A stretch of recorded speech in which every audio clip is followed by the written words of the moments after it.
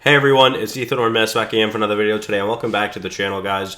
We're here again for yet another video, and today we're going to be doing every movie that I watched last week. We're going to be reviewing them, and a quick disclaimer. I want to let you guys know that I'm not feeling great. I think I might be a little sick. I'm not really sure. I woke up yesterday early for the Elimination Chamber pay-per-view, or PLE, and I was fine. I was pretty tired. I didn't get much sleep, and then I was up all day. But then later on in the evening, after leaving work, I started feeling kind of sick. My nose was pretty congested yesterday all day, though. And my throat was bothering me a little bit. Today, my throat's bothering me a little bit more. So yeah, I'm not really sure. So if you guys hear a difference, that's why. Also, I'm in Mel's hoodie, which is awesome. I've been wearing this so much lately, but yeah, let's get into it. I watched 12 movies this week, which is actually the lowest total of movies I've watched so far this year, in a week at least, which is quite crazy, to say the least. But yeah, I mean, with that being said, let's get into it. Starting off with my least favorite movie, which was Suicide Squad, the 2016 live-action one. And not many movies get to piss me off, but this one pisses me off quite a lot. I really just don't enjoy this movie. I never have. Obviously, most people don't. Some people do want to give it the benefit of the doubt, but I am not one of those people. A lot of people think as well that this one would be better with the air cut or the director's cut, and honestly, I don't think so. I really, truly don't. I just don't like this movie. I don't like the majority of the castings either. This is just not an enjoyable movie for me. I thoroughly do not enjoy this movie. So, that being said, let's move on to Wonder Woman 1984. Oh, I didn't even mention, Suicide Squad. I ranked a 29 out of 100. Now let's move on to Wonder Woman 1984, which I ranked a 49 out of 100. Honestly, this movie kind of surprised me because I didn't hate it nearly as much as I thought it was going to. I just thought it was kind of mid. Like, I didn't think it was good or bad, really. I mean, it was not great, like I said, and it's definitely closer to bad than it is good. But overall, it was honestly a pleasant surprise because it wasn't as bad as I thought it was going to be, which is always a good sign. This is the first time I had ever watched it, and I finished the DCEU this week and watched all the movies that I have not seen yet.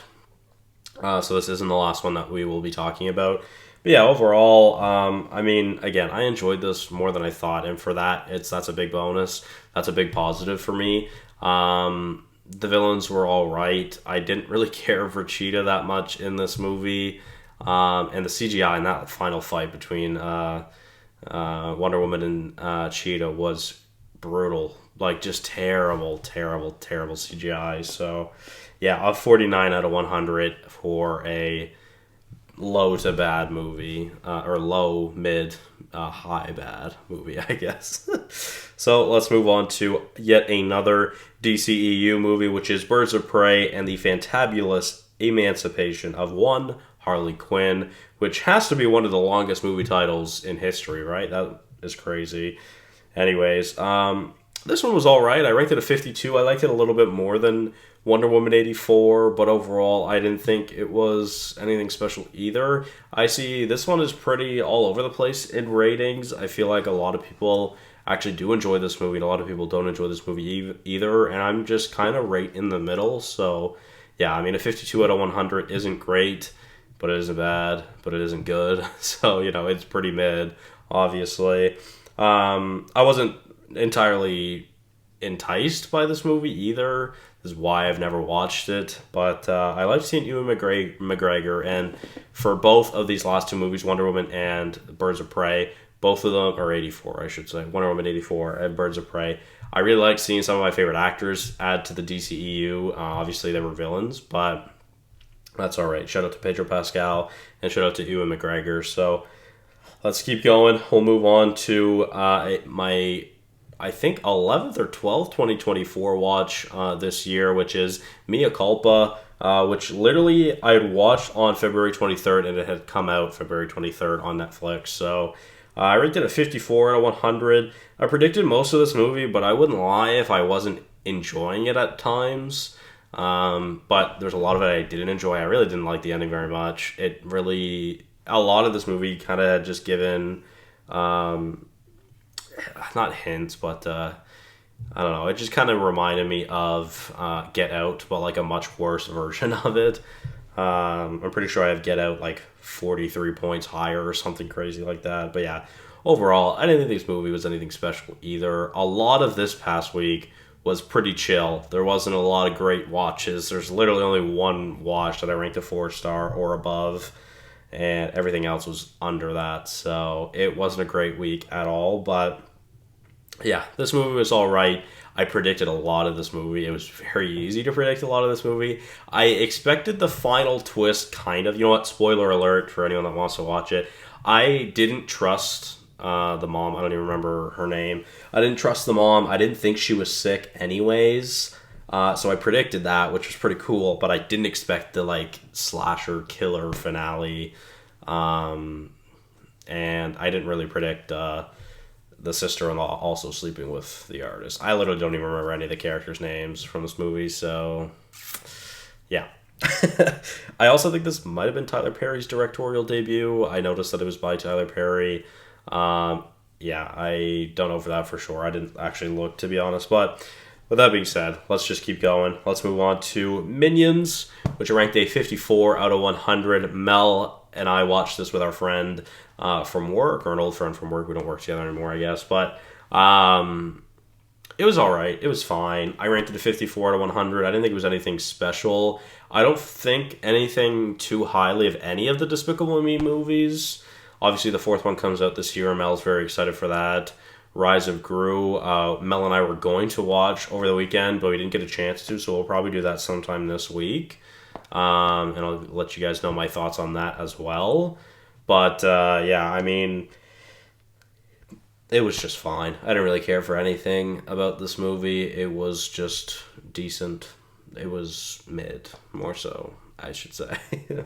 But let's keep going. On to Bob Marley, One Love, and I think this might have been my first watch of the week, if I'm not mistaken, ranking it a 55 out of 100. Oh, no, sorry, this isn't my first watch. I don't think so. Anyways, I ranked it a 55 out of 100, and obviously you guys can see my review. I struggled to understand this movie. I really found it hard to understand the Jamaican accents.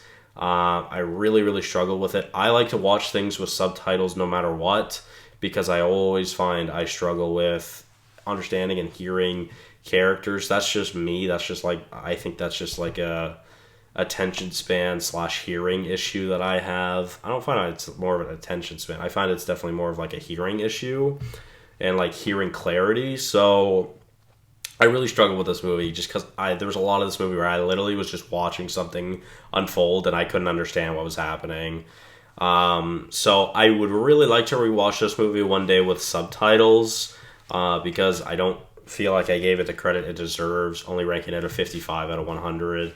And unfortunately, like I said, I just couldn't understand most of it. So, like I said, I like to watch things with subtitles so then I could read the subtitles. That's just the way that I am. So, yeah, with that being said, let's move on to Einstein and the Bomb, and I believe this was my first watch of the week. A little short documentary kind of style film with a little bit of real acting, I guess. But yeah, I learned a lot about Einstein's life in this movie. I didn't know anything about Einstein really, so I get to learn a lot about this movie.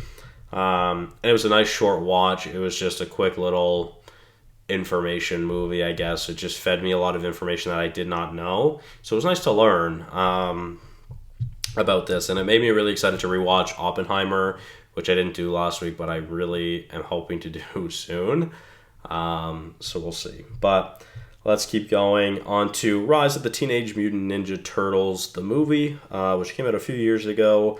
And yeah, this one was very interesting to me because it was super unique for Teenage Mutant Ninja Turtle movies, I found, because obviously all of them had powers, which I wasn't expecting. That's just not a thing, as far as I know. I mean, I'm sure that's probably a thing in like comics or something, I guess. But yeah, overall, I wasn't expecting it to be so anime. This one was really anime. But this is actually my second favorite No, third favorite, I think. TMNT movie. I watched 6 now, I believe.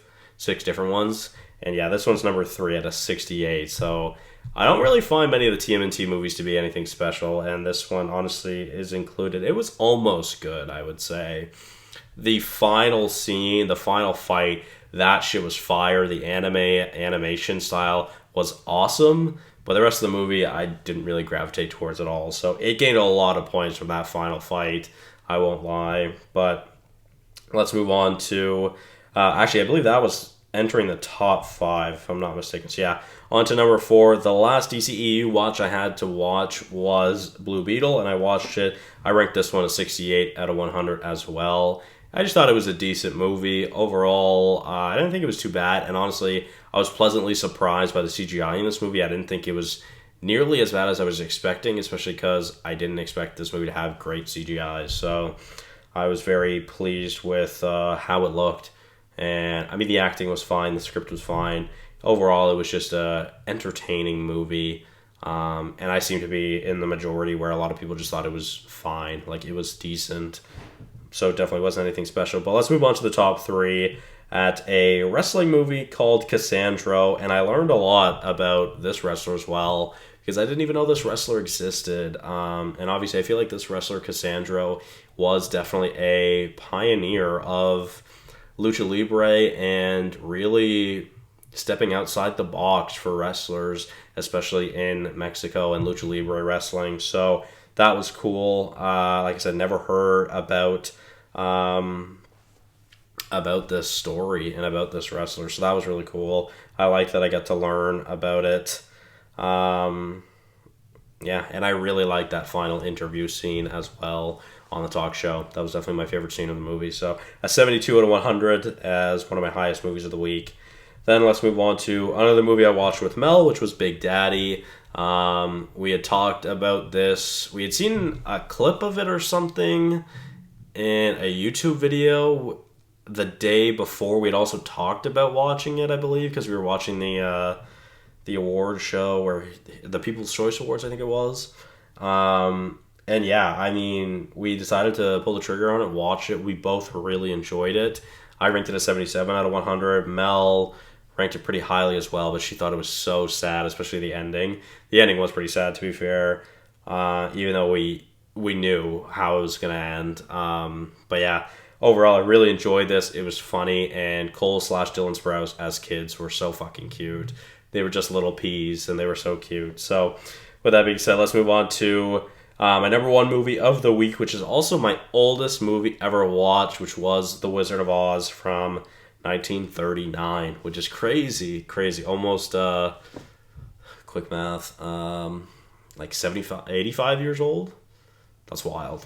Yeah, that's crazy, man. 85 years old. I only know like a few people that are over 85 years old, so that's wild. Yeah, the first thing I wrote in my review was, am I going to get canceled for liking this? Because I know the filming and everything that went on backstage with this movie, I guess, was absolutely horrible. If you don't know, go do your research. I don't want to talk about that because it is brutal and it sounded like a terrible place to work. But overall, I really enjoyed this movie. An iconic soundtrack and iconic music. And probably where a lot of movie tropes started as well. This has to be one of the most influential movies of all time, and I feel like this must have been a technical masterclass of a movie back in the late 30s, early 40s, because this thing is special. The set pieces were beautiful, incredible, and looked amazing, especially for the time. So yeah, with that being said, that'll be it for today's video, guys. I will let you guys know now that I'm starting a new job where I'm actually going to be a full-time employee for the first time in a long time. So I'll actually have a pretty busy schedule now. I won't be able to watch as many movies, so I'm excited, but also kind of sucks that I won't be able to watch as many movies. But I should be starting that this week, so we'll see. But with that being said, thank you guys all so much for watching. Hopefully you did enjoy, and I'll see you guys in the next one. Bye-bye.